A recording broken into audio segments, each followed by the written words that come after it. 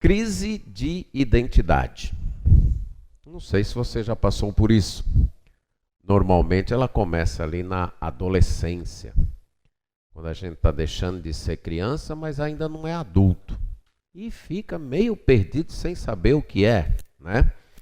Lembro-me de uma senhora que pegou a sua filha, saindo dessa fase da infância para a adolescência, brincando com as bonecas.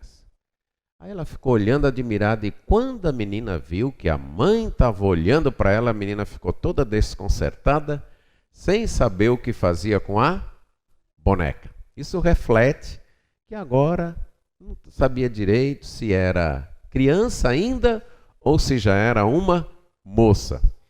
Verdade é que essa crise de identidade muitas vezes nos pega aí na adolescência e nos acompanha o resto da vida. Crise de identidade fala de não saber direito quem nós somos, por que nós estamos aqui, o que se espera de nós, qual é o nosso papel no mundo. Quando foi dado o tema lidando biblicamente com as crises, e um dos subtemas enfrentando as crises no ministério pastoral, eu fiz a opção de, nessa crise do ministério pastoral, a gente tratar da crise da identidade no ministério pastoral. Procurar ver para que serve um pastor. O que um pastor deve fazer? Muitas vezes nós sentimos o chamado de Deus, que somos vocacionados por Deus, nos preparamos então num seminário, entramos na igreja e nos deparamos com expectativas variadas.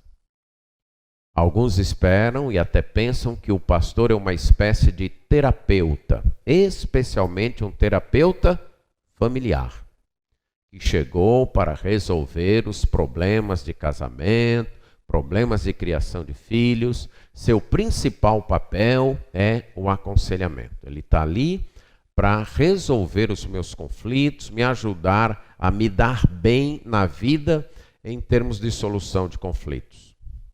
Outros entendem que o pastor é mais um administrador. Chegou para, tal qual numa empresa, cuidar então da igreja, dos diversos departamentos, elaborar os alvos e fazer a igreja crescer, levar a igreja a crescer, a se tornar grande. Outros talvez vejam o pastor mais como uma espécie de assistente social, alguém que veio para ajudar as pessoas em suas necessidades sociais, cuidar das pessoas naquilo que elas socialmente precisam. Mas, recentemente, tem surgido a ideia do pastor coach, certo? Aquele pastor que vai preparar as pessoas, de modo que muitas vezes nós somos pegos num redemoinho de expectativas, certo? Nós estamos aí num redemoinho de expectativas. Uns esperam uma coisa de nós, outros esperam outras coisas de nós. E muitas vezes nós somos como um cavalo puxado por várias carroças em direções diferentes. Quando se junta a isso, as expectativas diferentes em termos de a denominação espera algo de nós. A família espera uma outra coisa de nós como pastor. A igreja como um todo, muitas vezes já tem expectativas diversas. Os jovens esperam que o pastor seja assim, já os adultos esperam que o pastor seja assado, os pais esperam que o pastor os ajude a botar os filhos em ordem, e os filhos esperam que o pastor ajude a que os pais liberem mais os filhos. Quando nós somos pegos nisso, nós ficamos então muito perdidos, sem saber para que nós servimos, né? O que nós estamos fazendo como pastores. Isso sem contar os nossos próprios sonhos, as nossas próprias expectativas de pastorado, especialmente para aqueles que estão começando, que terminaram o seminário e chegam numa igreja cheio de projetos, de fazer isso, de fazer aquilo, de promover isso, promover aquilo. E quando cai na realidade, ele descobre que não é bem o que ele pensa. Então, eu creio que as outras crises que nós vamos tratar têm muito a ver com essa, a crise da identidade. Para que serve um pastor? Qual é o propósito principal de um pastor? Penso eu, repetindo, que as outras crises dependem de nós entendermos isso. Por isso que eu pedi licença aí para inverter um pouco a ordem aí e tratar desta crise em primeiro lugar. E a gente precisa ver como você mede sua utilidade como pastor. Que critérios ou medidas você utiliza para avaliar seu ministério? Por exemplo, quando chega aquelas fases da vida em que você pensa, rapaz, eu estou no caminho certo mesmo. Eu estou sendo o pastor que Deus quer que eu seja. Interessante é que alguns, nestes momentos, resolvem, sabe como? Mudando de igreja. Mudando de ministério. Não, acho que o meu ministério nessa igreja acabou e eu vou começar em outra igreja. É uma mudança de local, com gente nova, né? O novo cria novas expectativas e uma nova motivação. Um grande exemplo é a mudança de ano, né? Parece que algo mágico acontece do dia 31 para o dia 1º, dia 31 de dezembro para o dia 1º de janeiro, que a gente, não, agora esse ano é assim, esse ano é assado. Então, muitas vezes acontece isso. Quando chega nesse momento em que o pastor se sente um tanto desorientado, um tanto perdido na avaliação do seu ministério, ele resolve mudando de igreja. Só que o problema está lá. É só uma questão de mais uns anos para ele aparecer novamente. Alguns vão medir o seu ministério pela quantidade de pessoas alcançadas. O meu ministério esse ano foi bom, porque houve tantas conversões, a igreja cresceu X%, teve mais membros, então o meu ministério foi bom. Outro em termos de programações realizadas. Esse ano nós temos tantas conferências, tivemos retiro disso, retiro daquilo, programação assim, Então eu acho que o meu ministério foi bom. Atividades desempenhadas. Eu fiz tantas pregações, tantos aconselhamentos, tantas visitas, tantos evangelismos. Ou a apreciação da igreja pelo seu desempenho. A igreja gostou. Eu fiz até uma pesquisa e está todo mundo contente com o meu ministério, contente com o que eu estou fazendo. Ou até construções, né? O meu ministério esse ano foi bom porque nós ampliamos o templo, fizemos mais salas. Para mim, isso é confundir meios com o fim. Construções existem por causa de gente, certo? Se não tiver gente, as construções não têm utilidade. Atividades também existem por causa de gente. Ok? Programações também. Isso é algo que a gente precisa colocar bem na mente. Até para não se prender e sacralizar algumas programações. Mas todo ano a nossa igreja faz isso aqui. Sim, todo ano faz. Mas está cumprindo o propósito? Porque a programação em si não é o propósito. A programação em si, conferência isso, conferência aquilo, não é o fim. São meios. O fim é outro. Mas quando a gente fica meio perdido quanto à nossa função, a gente pode confundir estas coisas. E cada vez mais ir ficando frustrado. Eu gostaria de, à luz de Efésios, capítulo 4, versos 7 a 16, nós fixássemos, penso até que é algo que todos sabem, é apenas uma questão de relembrar e fixar, penso eu, o nosso propósito como pastores, como ministros de Deus. Eu tenho certeza que a maioria, se não todos, sabem disso. É uma questão apenas da gente repensar, relembrar para fixar. Porque no burburinho das atividades, na rotina do dia a dia, naquilo que eu falei de um cavalo sendo ora puxado por um lado, ora puxado por outro, a gente corre sérios riscos de esquecer. Não sei se vocês já ouviram a história de um rei que a esposa faleceu e ele ficou muito triste, inclusive entrando em depressão. E aí os seus ministros se reuniram e, com medo de que aquilo trouxesse prejuízo para o reino, tiveram a ideia de propor ao rei que ele entrasse num projeto, fizesse um projeto. E aí eles proporam, faça um mausolé para sua esposa, já que ela morreu. Pronto, isso animou o rei. Aí ele contratou arquitetos, escolheu o melhor projeto arquitetônico, depois contratou engenheiros, aí saiu contratando os funcionários, comprando material, de modo que ele se envolveu e estava alegre. Um dia, ali na construção, ele tropeça em algo. Ele diz, quem foi que colocou isso aqui? E era exatamente o caixão da esposa. A ideia é, muitas vezes algo bom, a gente se envolve tanto que esquece o fim, o propósito, a razão de nós estarmos ali. E isto é um perigo no ministério.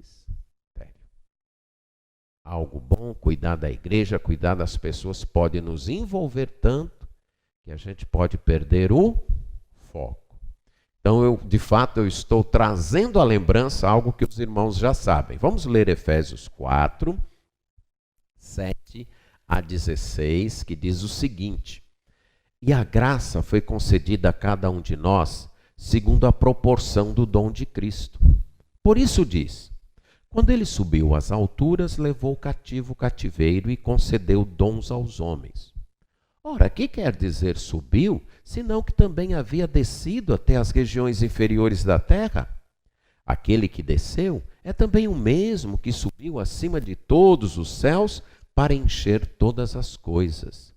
E ele mesmo concedeu uns para apóstolos, outros para profetas, outros para evangelistas e outros para pastores e mestres, com vistas ao aperfeiçoamento dos santos, para o desempenho do seu serviço, para a edificação do corpo de Cristo, até que todos cheguemos à unidade da fé e do pleno conhecimento do Filho de Deus, à perfeita varonilidade, à medida da estatura da plenitude de Cristo, para que não sejamos como meninos, agitados de um lado para o outro e levados ao redor por todo o vento de doutrina, pela artimanha dos homens, pela astúcia com que induzem ao erro. Mas, seguindo a verdade em amor, cresçamos em tudo naquele que é o cabeça, Cristo, de quem todo o corpo, bem ajustado e consolidado, pelo auxílio de toda a junta, segundo a justa cooperação de cada parte, efetua o seu próprio aumento para a edificação de si mesmo em amor. Vamos orar.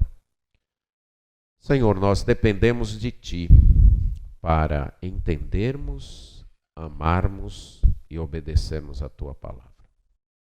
Não há em nós nenhum poder, nenhuma capacidade, nem para entender, nem para apreciar e nem para obedecer. Não há nem desejo por isso, se o Senhor não plantar esse desejo em nós. E é isso que suplicamos, que em nome do Teu Filho Jesus, o Teu Espírito faça isso em nossos corações. Amém. Nesta carta, Paulo, aprisionado, escreve então à igreja em Éfeso, um local onde ele havia passado quase 3 anos, E na carta ele proclama o plano eterno de Deus, declarando que o eterno propósito de Deus em Cristo se cumpre nessa dispensação através da sua igreja. Aquela que ele escolheu para ser a dispensadora nessa fase do tempo do seu projeto redentivo. Ele então procura dar uma visão da grandeza, da chamada da igreja, da importância da igreja, da unidade e santidade da igreja. O propósito então da carta é mostrar esse eterno plano de Deus, eterno porque foi planejado lá atrás, esteve oculto durante séculos, foi realizado na pessoa do Senhor Jesus Cristo, foi revelado aos apóstolos e está sendo agora desenvolvido através da igreja. Plano que ele vai chamar na carta de mistério. Algo que outrora esteve oculto, mas então foi revelado pela soberania e graça de Deus. A carta poderia ser dividida usando os capítulos pelos quais posteriormente ela foi dividida, que é de capítulos 1 a 3, onde ele então mostra o propósito eterno de Deus se desenvolvendo através da história e quais são os grandes alvos que Deus estabeleceu para a igreja e os passos para que estes alvos possam ser alcançados.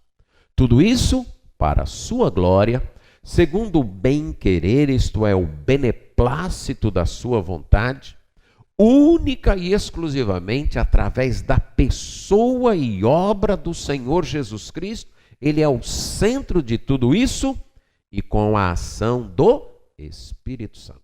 Como a Trindade está envolvida neste projeto de Deus com sua igreja.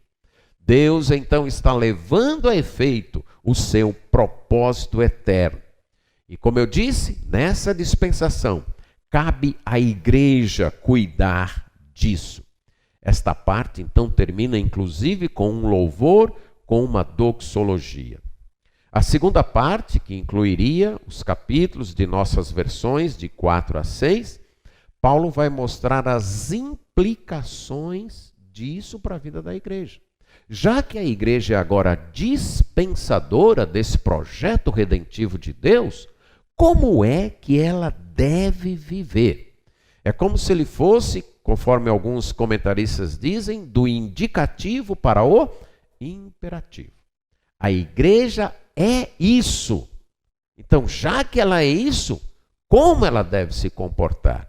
Eu costumo ilustrar com alguém que é casado. Então, ele está no estado de casado. Então, você chega para um rapaz casado e diz, olha, você é casado. Isso é um indicativo. Então, viva como casado. Isso seria o imperativo.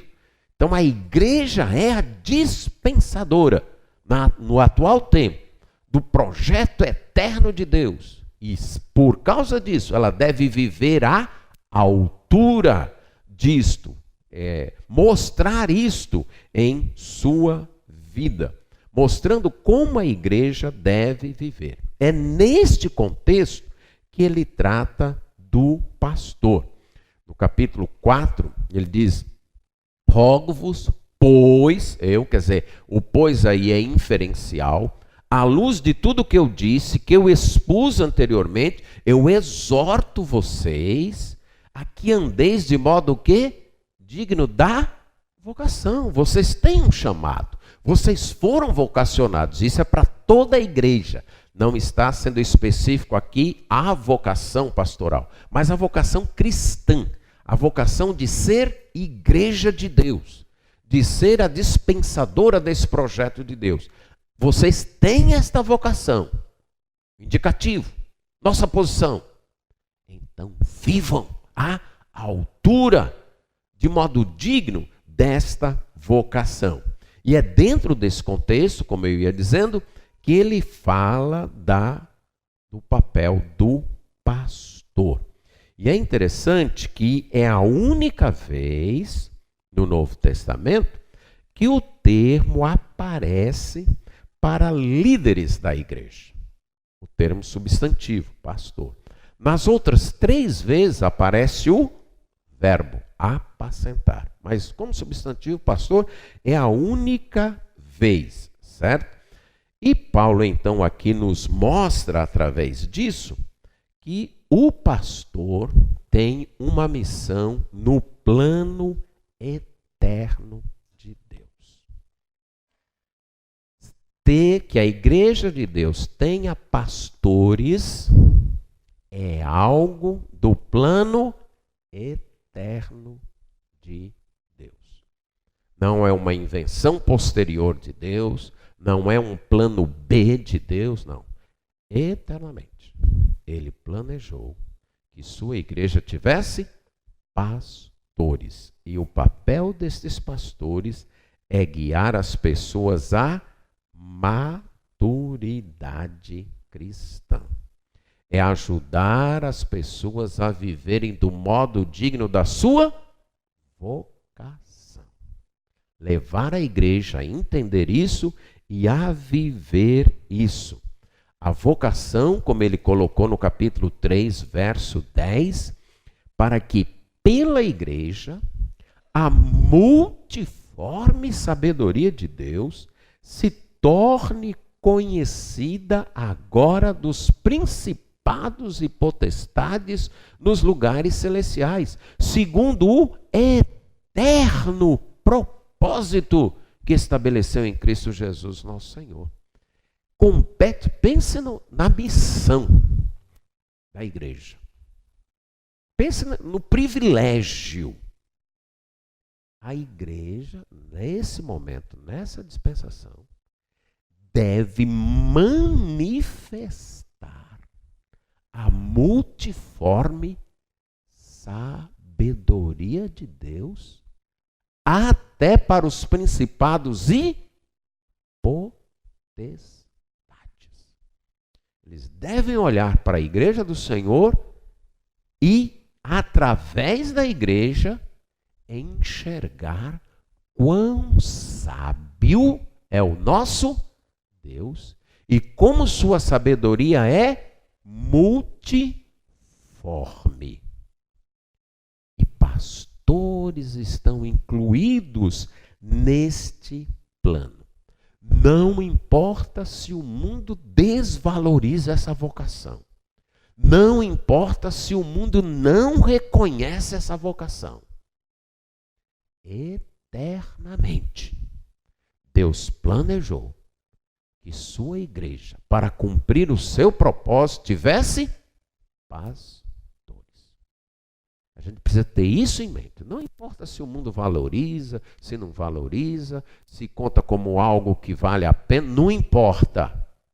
É parte do plano eterno de Deus.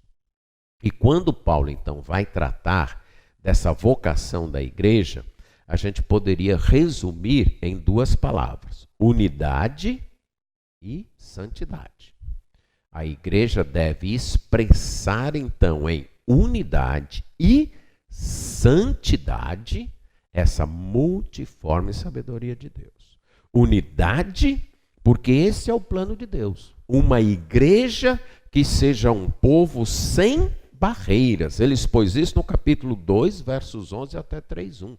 Um povo, a igreja, corpo de Cristo, deve ser um povo sem barreiras, sem distinções. E santidade, porque ela é a morada santa de Deus, a família e santuário de Deus.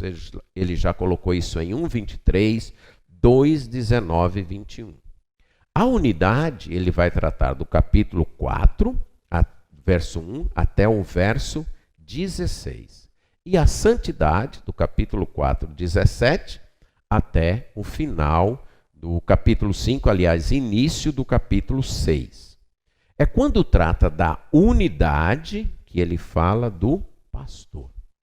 Que o Senhor, exaltado e soberano, concedeu dons à igreja para que estas pessoas que são dons auxiliasse a igreja a viver segundo o chamado de Deus. Então, guiar pessoas à maturidade cristã inclui auxiliar a igreja a viver de acordo com o chamado de Deus. Então, não é o que nós esperamos da igreja. Não são nossas expectativas. Não são as expectativas da denominação. Não são as expectativas dos colegas. Não são as expectativas da nossa família. Não são nem as expectativas da própria igreja. E sim, o que Deus espera e tem planejado para sua igreja. É isso que deve nos guiar. Se existe uma pressão que a gente tem que sentir, é a pressão do próprio Deus em nós. Essa é a pressão. Essa é a pressão a qual nós devemos ceder. Essa é a pressão que deve nos guiar e nos apertar. Lembrando que a igreja não é minha, não é sua, a igreja é de Deus. E Ele já tem marcado o propósito dela. Nós temos que satisfazer as expectativas, que não são expectativas, é o projeto dele. Ser pastor é guiar pessoas à maturidade cristã. Isso inclui auxiliar a igreja a viver de acordo com o chamado de Deus para as pessoas que a compõem. Os dons são diversos, mas a finalidade é essa. Depois de tratar da unidade, que Paulo fala isso no capítulo 4, versos 1 a 6, então ele fala da diversidade. Porque onde é uniforme, não tem cabimento falar de unidade. Unidade significa diversidade em organicidade. E um exemplo que o próprio apóstolo utiliza para isso é o corpo. O corpo é um só, mas com membros diferentes. Essa é a ideia de unidade na igreja. Há uma diversidade que se submete em prol do organismo que é a igreja. O apóstolo Paulo, então, do todos, ele vai para o cada um. Cada um recebeu dons e esses são diferentes. O cristão, incluindo o pastor, deve lembrar, nós precisamos uns dos outros para crescer. Como pastores, nós precisamos da igreja de Cristo. Nós não estamos acima da igreja. Não é só a igreja que precisa de nós. Eu diria até mais. Nós precisamos da igreja muito mais até do que ela precisa de nós. E essa necessidade eu estou falando em termos de crescimento, de aperfeiçoamento, de cumprir o propósito de Deus em nossa vida. Esses dons, então, são graças de Deus. Graça que é concedida a cada um, segundo a proporção do dom de Cristo. Não há motivo para a gente se gloriar e ser pastor. Não fomos nós que escolhemos e muito menos merecemos. Foi graça. A graça soberana de Deus, veio a nós. Não foram os nossos méritos, não foram as nossas capacidades. Deus olhou para nós, aquele ali vai pregar bem, eu vou escolher ele para ser pastor. Não foi isso. Ele decidiu nos escolher por pura graça. E aqui cabe o exemplo de Davi, lembram? Dos filhos de Saul, seria visivelmente o menos habilitado. E o próprio Deus depois vai dizer para ele: eu te tirei lá de trás dos rebanhos, para você ser o pastor do meu povo. A gente deve lembrar disso. Davi foi tirado por Deus para aquela posição. Nós também. E entenda que ser pastor é uma graça. não é um direito nosso. Ah, se eu perder meu ministério, eu morro. Irmãos, isso é idolatria. Só existe uma coisa que se a gente perder, a gente deve morrer. É a graça de Deus. Fora isso, o ministério é importante. Mas se Deus decidir tirar o ministério de nós, é dele o ministério. O pastorado não é meu. Foi ele que me deu. É uma graça que ele me concedeu. Ministério é prerrogativa divina. Foi algo que Saul não entendeu. E se afundou nisso. Deus deu e Deus pode tomar. Certo? É algo que é dele. Eu estou enfatizando isso para a gente entender bem isso. Estar no pastorado é uma graça. É um privilégio que Deus nos deu e não se trata de mérito nosso. Não somos melhores do que ninguém, porque somos pastores.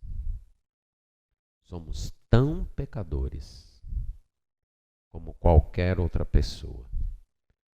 A diferença foi a graça de Deus, que soberanamente veio até nós, nos redimiu em Cristo e nos deu a graça de sermos pastores. Quando nós temos essa perspectiva, isso muda muitas coisas, inclusive alguns problemas com a igreja e com outros colegas. E aí a gente lembra de Mefibosete, lembra dele, da história dele, né? Que quando Davi foi buscá-lo, trouxe, ele não merecia nada, mas Davi o tratou como um filho, ele comendo à mesa do rei. Aí Davi perdeu o reinado, perdeu em termos, né, que Absalão se revoltou e Davi teve que deixar. E Ziba, o servo de Mefibosete, criou uma implicação e aparentemente mentiu para Davi, que Mefibosete queria era se aproveitar daquilo. Aí quando Davi volta, que se encontra com Mefibosete, e Davi pergunta, por que você não foi? Ele diz, o meu servo me enganou, e não só me enganou, como me caluniou. E a essas alturas Davi já tinha dado as terras para Ziba. Aí Davi diz, pois vamos encerrar o assunto de vida. E Mefibosete diz, ele que fica com tudo. Eu estou feliz porque o meu rei voltou. Isso é entender graça. Isso é entender graça. Lembro-me de uma vez em que um grupo de pastores do Ceará ganhamos a estadia para nós e esposas e o transporte. Ganhamos tudo. Para uma conferência fiel. E aí no ônibus, veio de Fortaleza, passou por Iguatu, por Juazeiro. Quando está saindo, eu estou lá. De repente eu ouço uma discussão lá na frente. Aí eu pergunto para um colega, o que está acontecendo ali? Eles estão brigando por lugar. Aí eu levo um susto. Aí esse colega olha para mim e diz, tem gente que não entendeu o que é graça. Isso até pastores. A gente tinha ganho tudo. Quando a gente ganha, a gente tem duas opções. Ou aceita ou reclamar não. Você entende? Porque está sendo o quê? Doado. Ou eu aceito, ou eu rejeito. Mas reclamar não está no pacote. Eu lembrei, rapaz, se fosse aqui e tivesse lugar só no banheiro e é de graça, a pessoa tinha duas opções. Tá bom, eu vou no banheiro. Ou dizer, não, no banheiro eu não vou, mas eu agradeço a oferta. Mas entrar e reclamar, não. Mas, infelizmente, mesmo entre nós, no ministério isso acontece. Porque não entendemos que é graça. Graça. Nós não merecemos. E foi para isso que Jesus presenteou sua igreja com pastores. O apóstolo utiliza aqui a linguagem dos Salmos no Antigo Testamento, que já era uma linguagem metafórica, usando as guerras, quando o rei então ia para a guerra e vencia e trazia os despojos. Como rei vencedor, ele voltava com os despojos. E aí ele distribuía os seus despojos. Vocês lembram do cântico de Débora em Juízes, quando ela ironiza, né, que a mãe do do rei lá que foi derrotado, não me lembro o nome agora, que a mãe dele está imaginando, o meu filho vai voltar com tantos colares, com tanto disso, e ele vai dar isso para um, isso para outro. Essa era a ideia por trás desta palavra aqui que Paulo está citando. Do rei, quando retorna, ele vem carregado de despojos, aí ele diz, você que me ajudou, toma aqui X escravos, você toma X de ouro, você leva tanto aqui de bois. Ele está repartindo os despojos, concedendo dons. Só que Paulo traz essa linguagem e aplica ao Senhor Jesus Cristo. Ele veio ao mundo, conquistou pessoas, resgatou do poder de Satanás, como é dito, ele invadiu a casa do valente e retirou os bens. E agora que voltou vitorioso para o céu, está concedendo à sua igreja os despojos, os bens. Agora, esses bens são pessoas. Ele diz, né? Uns ele deu para apóstolos, outro para profetas, à luz da própria carta, são aqueles encarregados de colocar os alicerces revelacionais da igreja, a quem foi revelado o mistério de Deus. Paulo vai dizer isso na própria carta aos Efésios. Então foi um grupo limitado a uma época até que a revelação se completasse. Depois evangelistas e pastores mestres. Um pastor que é mestre. Essa é a ideia da linguagem aí. Pastor mestre. Nem todo mestre é pastor. Mas todo pastor tem que ser mestre. Isso fica claro aqui na carta, fica claro nas exigências pastorais de 1 Timóteo e de Tito, inclusive lá em Tito, né? Apto para o ensino, isto é, didático. Quando você pensa num pastor, ele tem 3 tarefas principais com ovelhas: alimentar, guardar e guiar. E quando a gente traz essa metáfora para o pastor de gente, é a mesma coisa. Nós temos que alimentar, guardar e guiar a igreja de Deus. E a gente faz isso com o quê? Com a palavra. Como é que nós alimentamos a igreja de Deus? Ensinando a palavra. Como é que nós guardamos a igreja de Deus? Ensinando a palavra. E como é que nós guiamos a igreja de Deus? Ensinando a palavra. Essa é a nossa ferramenta. Certo? Então tem que se dedicar ao ensino. Okay? Nossa tarefa maior de guiar pessoas à maturidade exige que nós sejamos professores. Exige que nós sejamos mestres. Temos que nos especializar nisso. Temos que aprender isso e desenvolver isso. Sermos mestres, é isso que exige de nós. E nesse ministrar de ensino, nós temos que treinar os crentes para o serviço, com vistas ao aperfeiçoamento dos santos.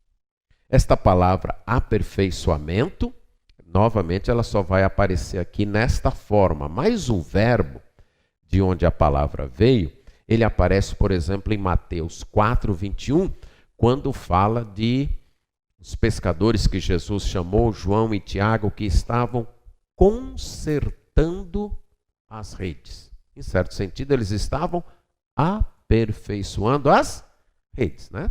Como pescadores, eles tinham ido ao mar na noite anterior e, ao usar a sua rede, muitas vezes o que acontece? Não sei quantos aqui já fizeram esse tipo de pesca com rede. Muitas vezes ela rasga, descostura. E no outro dia o pescador tem que fazer o quê? Consertar, aperfeiçoar, preparar a rede para a próxima pescaria. Nosso papel é consertar gente, a começar de nós mesmos. Certo? Tem muitas vezes, mas essa igreja tem tanto problema. Pois é, para isso que você está lá. Né? É para isso que você está lá. Tinha um irmão em nossa igreja, ele trabalhava em construção como fiscal, e ele tinha um auxiliar. E disse que muitas vezes ele chegava e viu o auxiliar, mas tem muito problema nessa construção. Fique quieto, porque se não tivesse problema, a gente estava desempregado. Nosso papel é exatamente ver os problemas e apontar as soluções. Nosso papel na igreja é consertar gente. Mas nessa igreja tem muita gente com problema, tem isso. Imagine um médico chegando no hospital e reclamando porque lá tem muito doente. Você diria o que para esse médico? Rapaz, até onde eu sei, você é pago para isso aí mesmo. Certo? Você foi chamado, foi para o quê? Se não tivesse doente no mundo, o que seria do médico? Nem existiria, né? Pronto. Nosso papel é consertar gente. Certo? Estamos lá para isso. É usado também lá em Gálatas 6:1 para restaurar ou corrigir alguém. A mesma ideia. Restaurar ou corrigir. Em 1 Tessalonicenses 3:10 tem um uso interessante. Reparar, e reparar novamente no sentido de consertar, não de só observar, uma fé deficiente. E Paulo diz lá em 1 Tessalonicenses 3:10 que o alvo dele ao visitar aqueles irmãos, o propósito era reparar, consertar a deficiência da vossa fé. Muitas vezes a gente já quer uma igreja prontinha, que entenda toda a doutrina, que já compreenda toda a doutrina da Trindade, disso e daquilo e daquilo. Não existe essa igreja, não. Não sei se você já sabia disso, mas não existe. E se existisse, ela não precisaria de pastor. A gente está lá para exatamente ver a crença dos irmãos, aquilo que precisa ser reparado no sentido de consertado. Também de equipar, dar o equipamento necessário. Hebreus 13:21. E 1 Pedro 5:10. Então, guiar pessoas à maturidade, irmãos, é treinar os crentes para o serviço. O ministério não é meu, nem seu, e sim da igreja. E nós estamos lá para ajudar. Algumas vezes, nossa ideia da igreja, a nossa ilustração seria de um ônibus em que o pastor é o motorista e toda a igreja está lá nos bancos reclamando se está indo muito rápido ou muito devagar, se não tomou cuidado ao passar nos catabimbas da estrada, isso e aquilo outro, mas o meu papel lá é cuidar de tudo. Essa não é a ideia bíblica de igreja. A ideia bíblica de igreja, para mim, é mais um time do qual o pastor é o técnico. E ele treina, prepara para o time poder, escala para o time poder jogar. Então, treinar as pessoas para o ministério. Isso é guiar a maturidade. E o alvo final é edificar a igreja. Santos aperfeiçoados que desempenham o seu serviço acabam edificando a igreja. Deus quer o crescimento da sua igreja. Foi para isso que ele concedeu os dons. Mas os dons devem visar a edificação. Nosso papel é ensinar a igreja, guiar os crentes à maturidade, para que eles desempenhem o seu serviço e edifiquem a igreja. E como é que é uma igreja edificada? Pessoas maduras manifestam unidade na fé. O que vem a ser unidade na fé? Deixa-me ilustrar assim. Pense numa família, um casal com muitos filhos. Quase não se vê hoje, mas pense aí num casal com 10 filhos. Quando o último está nascendo ou nasceu, o mais velho já sabe andar, já sabe tomar banho sozinho, já sabe até preparar, já sabe até ajudar o mais novo, que acabou de nascer. Então, aquele que nasceu, a mãe tem que dar comida na boca, tem que dar banho, tem que cuidar direitinho, ele não sabe muita coisa. E o mais velho, não se espera que ele vai exigir isso. Ah, mamãe, já que a senhora está dando comida na boca do meu irmãozinho e eu também sou filho, eu também quero comida na boca. Eu quero também. Você veria isso como um absurdo, não é? Mas muitas vezes é isso que acontece na igreja. Ó, pastor, aquele novo convertido está vindo com essa roupa. E se o senhor deixar, eu também vou querer vir. Como é, irmão? O irmão já tem 20 anos de crente. Isso não era nem para o irmão estar falando comigo. Vamos lá, o outro lá se converteu ontem. Talvez nem tenha no guarda-roupa dele ainda as roupas adequadas para vir ao culto. Ele vai chegar onde você já chegou. Não sei se os irmãos já passaram por isso, mas muitas vezes você está tratando com um novo convertido de um jeito e chega um antigo, já que o senhor está fazendo isso com ele, tem que fazer comigo. Como é? Eu esperava de você que você me ajudasse aqui. Não que você viesse com esse tipo de exigência. Ou exigindo de um novo convertido um conhecimento que você, já com 10, 20 anos, deve ter. Unidade da fé fala disso. Isso vale na igreja local e vale para nós como conjunto de igrejas. De saber entender que nem todo mundo chegou à mesma maturidade, ao mesmo nível de unidade e sermos compreensivos quanto a isso. Há níveis diferentes de amadurecimento.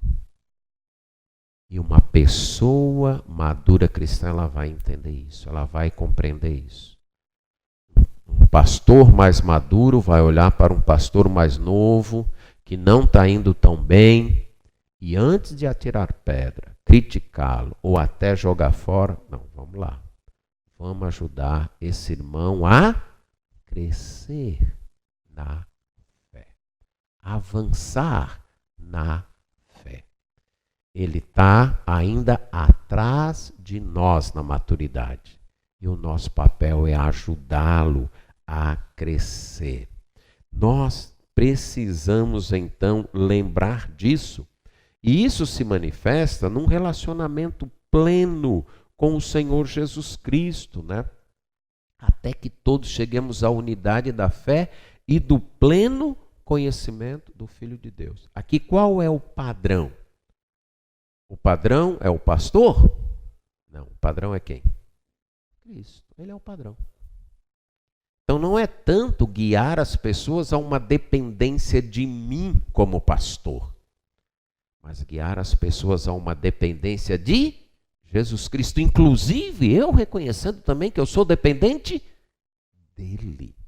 Esse é o nosso ministério como pastores, levar a isso, para que as pessoas manifestem a semelhança com Cristo, a perfeita varonilidade. Adultos, varões perfeitos. E esta varonilidade perfeita é medida na estatura da plenitude de Cristo. Esse é o papel. Guiar pessoas a que elas sejam semelhantes a Cristo. Meu papel como pastor. Seu papel como pastor, como obreiro, como obreira, é levar as pessoas a serem semelhantes a Jesus Cristo. Esse é o nosso papel, essa é a nossa obra, certo?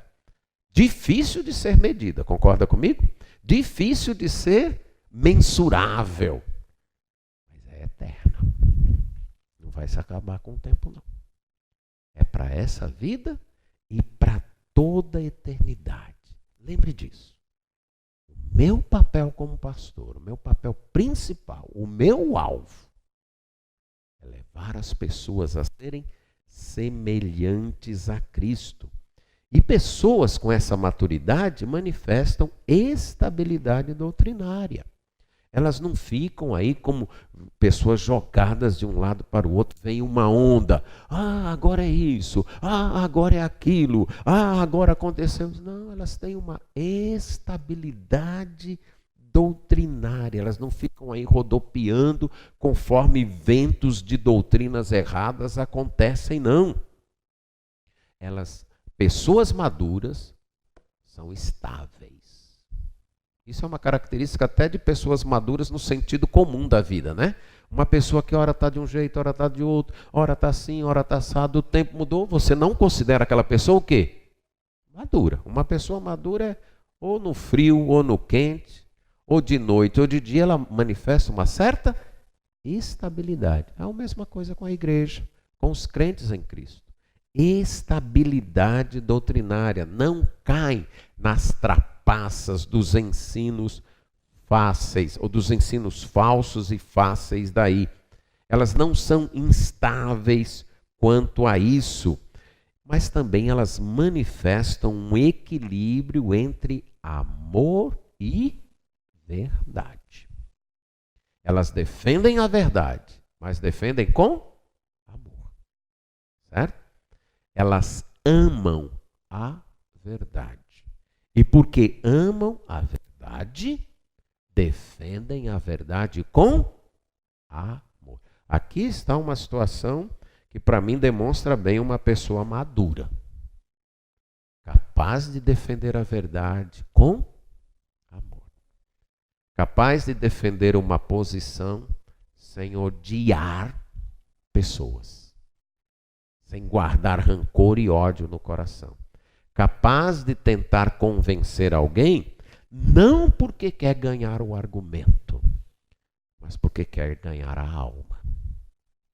E muitas vezes a gente atropela isso, a gente até ganha o argumento e um monte de inimigos junto. Né? Ganha o argumento e inimigos, certo? A verdade em amor. Pessoas maduras agem assim. Elas não abrem mão da verdade por conta de um amor mole.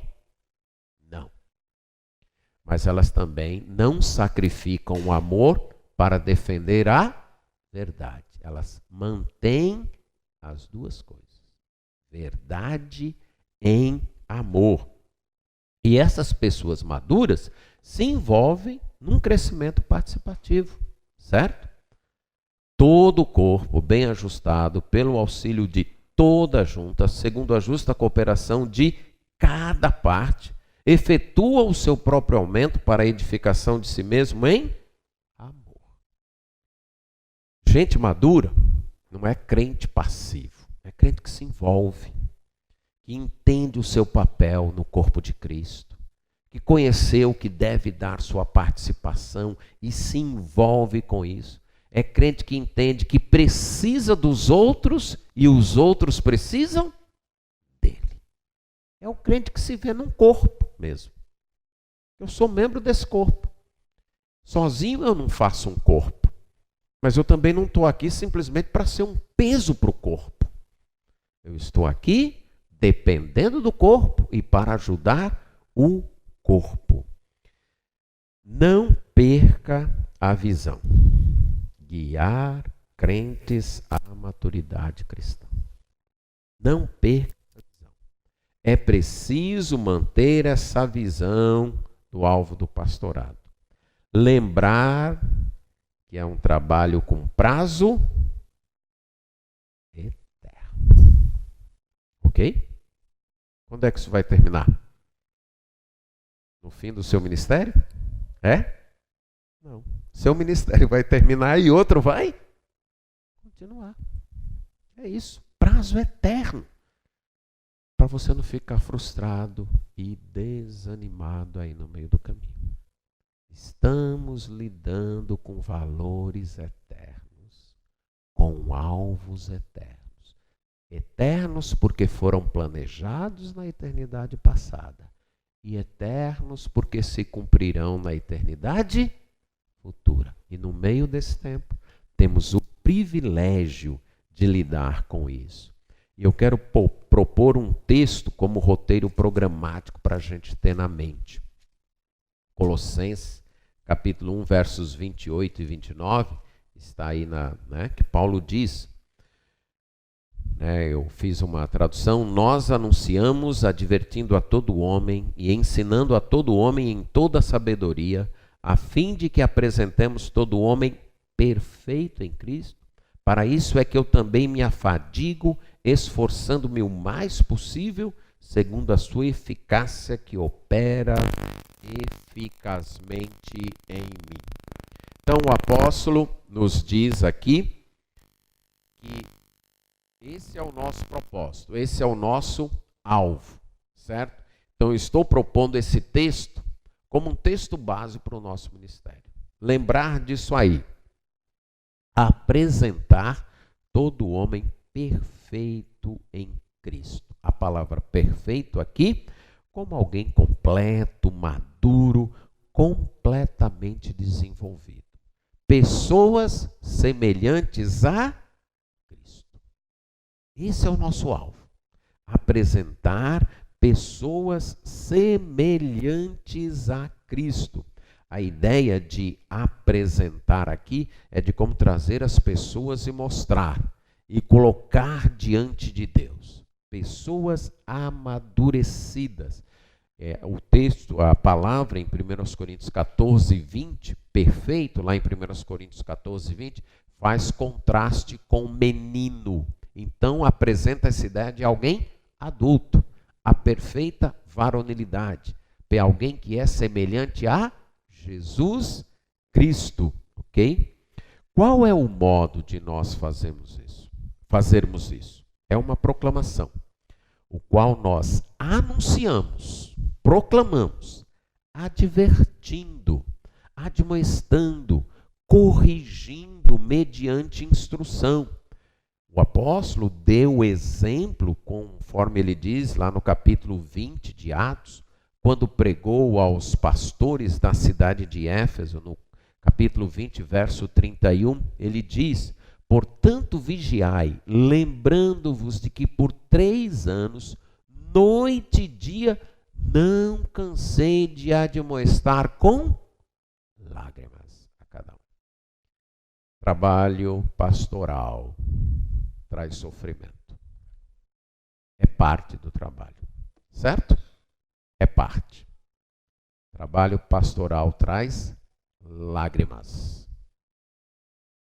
Pastor tem que aprender a chorar, porque vai chorar muitas vezes. Se você quer ser pastor sem chorar, esqueça. O pastor vai chorar muitas vezes. E aqui está Paulo. Eu não cansei de admoestar vocês, e muitas vezes com lágrimas. Então, essa é a admoestação. O ensino que corrige e instrui. Em Atos 20, 20, ele também vai dar o exemplo dele. Jamais deixando de vos anunciar coisa alguma proveitosa, e de vô-la ensinar publicamente e também de casa em casa. E o centro deste ensino e dessa proclamação é Cristo. Ele diz isso no verso 20, a coisa proveitosa. No verso 21, testificando tanto a judeus como a gregos, o arrependimento para com Deus e a fé em nosso Senhor Jesus Cristo. E no 27, porque jamais deixei de vos anunciar todo desígnio de Deus. Então, esse é o modo. E isso exige trabalho duro e cansativo. Voltando lá para Colossenses, certo? Para isso eu também me afadigo, esforçando-me o máximo possível. Trabalho pastoral não é trabalho fácil. Exige luta, exige esforço. A palavra aí, me afadigo, a mesma palavra usada para Jesus lá em João 4,6, quando diz que cansado da viagem, parou ali no poço, certo? Ou de Lucas 5,5, que fala de Pedro e os colegas que trabalharam a noite toda tentando pescar. Eles estavam cansados. A ideia, então, de lutar, de se esforçar, Fala de alguém que quer conquistar alguma coisa, que quer chegar ao fim e se entrega e se esforça para isso. Até nos jogos esportivos, na linguagem atlética utilizada por Paulo em 2 Coríntios 9, 24 a 27, quando ele fala que o atleta em tudo se domina, em tudo ele luta. Ele está numa competição, então ele luta. E com o tempo esse termo passou a indicar o esforço para se conseguir determinado alvo. O apóstolo diz: eu me afadigo, eu me esforço. É um trabalho duro e cansativo. O mesmo termo ele vai repetir em 1 Timóteo 5,17, falando dos pastores, dos presbíteros, especialmente os que se afadigam na palavra e no ensino. Estudar, pegar o texto bíblico e tentar ver o que o autor quis dizer, isso cansa. Isso não é fácil. Algumas vezes a gente tem a ideia que é fácil, né? Não tem? Eu costumo comparar assim, né? Eu gosto de assistir esporte na TV. E uma coisa no basquete da NBA, quando eu vejo aqueles arremessadores de 3 pontos, especialmente aquele do Gold State Warriors, como é o nome dele? Pronto, quando eu vejo ele fazendo isso, rapaz, parece tão fácil. Eu acho que se eu fosse fazer, eu conseguia também. Vá tentar para ver se é fácil. O caba treina 100 arremessos por dia. Porque ele se esforça, quando ele faz, parece fácil. Mas vai ver o tanto de hora. Muitas vezes você vê alguém expondo a palavra, rapaz, isso é fácil, acho que eu consigo. Agora vai ver o tanto de hora que a pessoa estudou, pesquisou. Essa é a ideia, de se afadigar, de se esforçar, de não se contentar com qualquer lição moral tirada do texto, sem pesquisar profundamente o texto. Eu me afadigo, então exige trabalho duro, trabalho cansativo, que luta, certo? Paulo vai usar esse termo aqui em Colossenses, no capítulo 2, verso 1, falando que está lutando para que os laodicenses, o contexto é, compreendessem plenamente o Evangelho. Uma luta para que sua igreja entenda o Evangelho e as implicações do Evangelho, para que sua igreja entenda o que é ser igreja. E em Colossenses 4,12 ele fala de lutando em oração. Oração é lutar. Quem aqui acha fácil orar? Ninguém acha fácil orar? Ainda bem, porque não é fácil orar. É simples, mas fácil não. É luta, manter uma vida diária de oração. É luta. Luta contra nós mesmos, a princípio, não é? Contra o nosso eu, contra o nosso orgulho. Luta contra Satanás, que não quer que a gente ore. E luta contra o mundo, que faz tudo para impedir a gente de orar. Lutando em oração por sua igreja. Buscando a Deus por sua igreja. E luta em depender de Deus, depender do poder de Deus. E quanto a isso, leve todo o seu estresse a Deus, lutando em oração. Eu coloco aí um texto de Lucas 22, 44, falando de Jesus Cristo, que posto em agonia, orava mais intensamente. É a raiz da palavra. Estando nessa luta, ele não entregava os pontos. Aí é que ele orava mais intensamente. E na última parte, irmãos, tentando passar rapidamente, as medidas. Como é que eu sei que eu estou conduzindo minha igreja à maturidade? E é bom a gente ver as medidas, não nossas, mas de Deus, porque a gente se engana fácil. E vou dar 3 exemplos lá das cartas às igrejas do Apocalipse.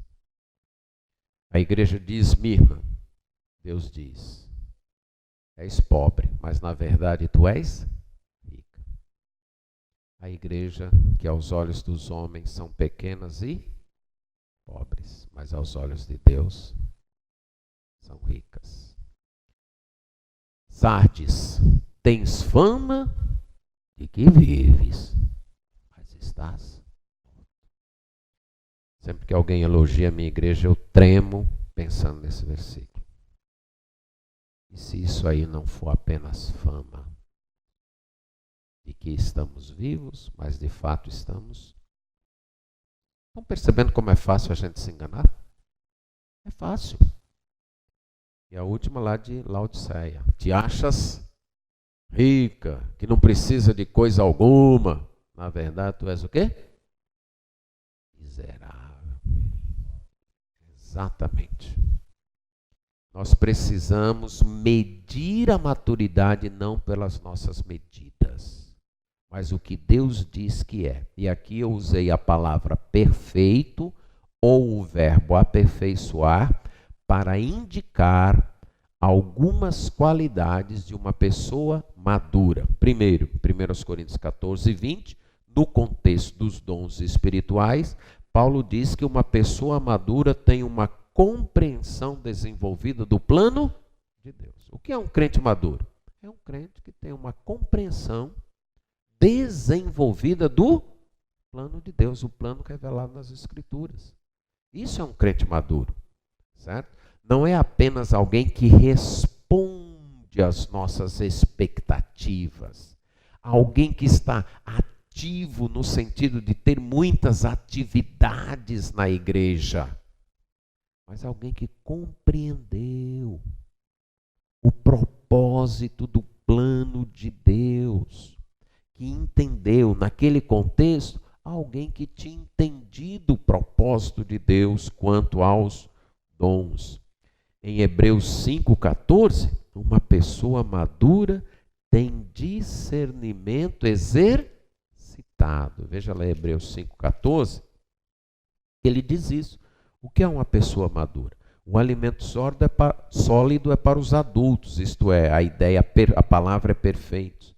Para aqueles que pela prática têm as suas faculdades exercitadas para discernir não somente o bem, mas também o mal.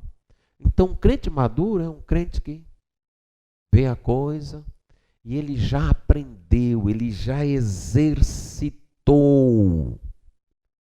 para perceber isso é certo, isso é errado. Essa é a ideia de um crente maduro, que desenvolveu isso. Mas também uma pessoa madura é uma pessoa que age com amor. E aí temos alguns versículos, um deles é aquele contexto da primeira carta aos Coríntios, quando Paulo fala que os coríntios ele não pôde tratá-los como adultos, mas ele os tratou como crianças. No verso 6 ele diz, nós expomos sabedoria entre os experimentados. A palavra experimentados aqui é perfeitos. Não a sabedoria desta era, deste mundo. Aí ele vai dizer no capítulo 3, mas eu não pude falar com vocês assim. Eu não pude falar com vocês assim, porque vocês são carnais, são crianças em Cristo. E aqui a gente deve fazer a distinção entre a criança em Cristo, porque é novo convertido, e a criança em Cristo, porque é carnal. Então nós temos algumas crianças aqui, Vamos supor que um desses bebês, de repente, começassem a fazer barulho aqui no culto. Nenhum de nós acharia estranho, concorda comigo? Talvez até achasse engraçadinho, bonitinho. Olha que interessante. Agora vamos supor que eu começasse a fazer isso aqui no meio do culto. O que vocês achariam? Tem alguma coisa estranha. Então, no corpo de Cristo há crianças. Mas essas crianças devem ser os novos convertidos. Quando alguém ainda é criança, já tendo passado o tempo de ser criança, aí de fato ele é o quê? Carnal. Alguém que não cresceu, que não amadureceu. E o contexto aqui que Paulo diz, e por que é que vocês são carnais? Porque entre vós ciúmes e contendas. Verso 3. Não é assim que sois carnais e andais segundo o homem? ciúme, inveja, contenda, é sinal de falta de amadurecimento. Quando a gente começa a ter ciúme ou inveja da posição, do ministério de outro irmão, é porque eu ainda não amadureci o suficiente para saber que o homem não pode receber coisa alguma se o céu não lhe for dado. Ponto. Ok? Ah, mas ele se formou por último que eu e no seminário nem estudava tanto quanto eu estudava. Eu era muito mais aplicado do que ele. Olha aí como é que tá, já está numa igreja maior e já tem isso, e já tem aquilo, e já é até o presidente da associação. Sim. O homem não pode receber coisa alguma se o céu não lhe for dado. Uma pessoa madura aceita isso, e se Deus me quiser num lugarzinho pequeno, sem ser notado por ninguém, contentemente vou servi-lo porque eu quero agradar a ele. E ora por aquele que está na frente e está enfrentando coisas que talvez você não esteja. Esse amor é alguém que ama mesmo sem ser amado. Em Colossenses 3, 12 a 14, ele fala do amor que é o vínculo do amadurecimento. É esse amor. E Jesus diz lá, para que vocês devem amar até os vossos inimigos, para que vocês sejam perfeitos. Como? Perfeito. E aqui, irmãos, esse é um teste difícil, mas que para mim mostra mesmo a pessoa madura. Amar quem me odeia. Pronto, aqui. E quando a gente lê 1 Coríntios 12, 13, 14, Paulo está dizendo o seguinte, ó, vocês estão aí julgando quem é crente espiritual com base nos dons. Fulano, prega bem, fala bonito, canta tal. Ah, aquele ali é espiritual. No caso dos coríntios era falar em línguas, cura, tal e tal. Aí Paulo, deixa eu dizer uma coisa para vocês. Quando vocês eram descrentes, isso aí também acontecia entre os descrentes. Porque Satanás pode, por permissão divina, também imitar essas coisas. Certo? Se pregar bem, cantar bem, fosse sinônimo de espiritualidade, tinha um bocado de gente aí no mundo que era muito mais espiritual do que a gente, concorda? Porque a oratória que eles têm, a capacidade que eles têm de cantar e tocar. Agora, se tem uma coisa que Satanás não consegue imitar, é aquele amor de 1 Coríntios 3, meu amigo.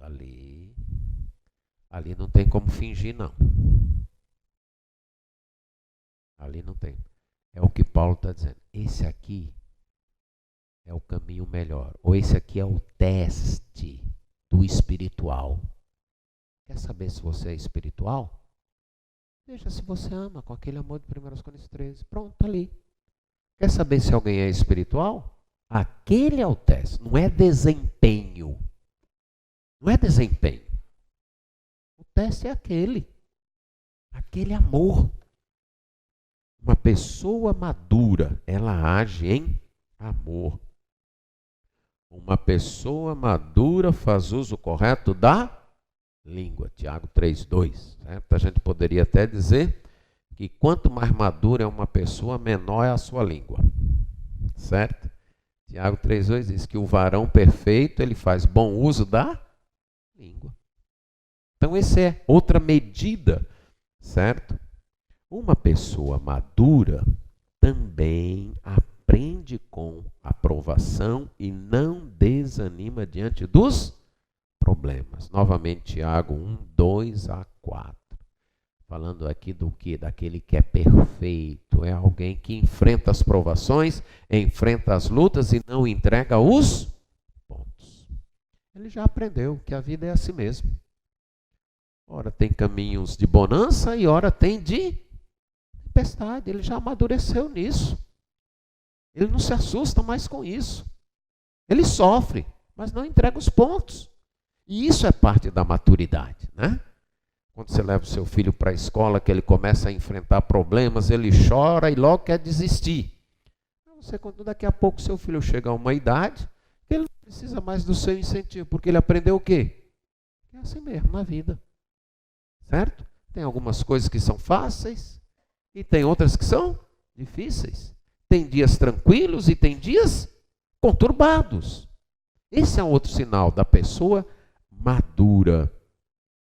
Uma pessoa madura também é alguém que reconhece que ainda tem o que melhorar. E Filipenses 3, 12 e 15, quando Paulo diz: não que eu já tenha obtido a perfeição, mas prossigo. E todos nós que somos perfeitos, maduros, devemos pensar da mesma maneira.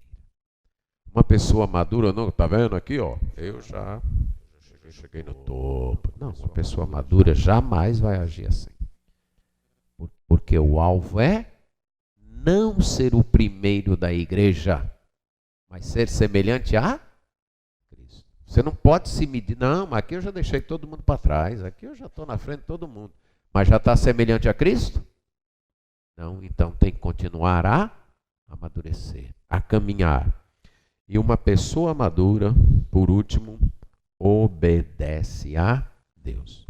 1 João 2,5, ali é o verbo aperfeiçoar, que é utilizado.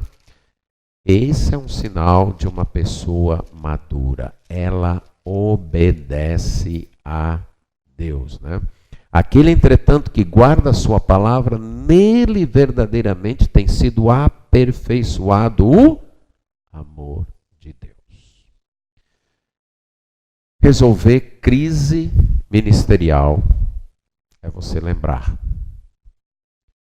o meu papel aqui é guiar este rebanho a ser semelhante a Cristo. Para isso eu tenho que lutar, tenho que me esforçar. Não é um trabalho fácil, é um trabalho cansativo e é um trabalho com prazo eterno.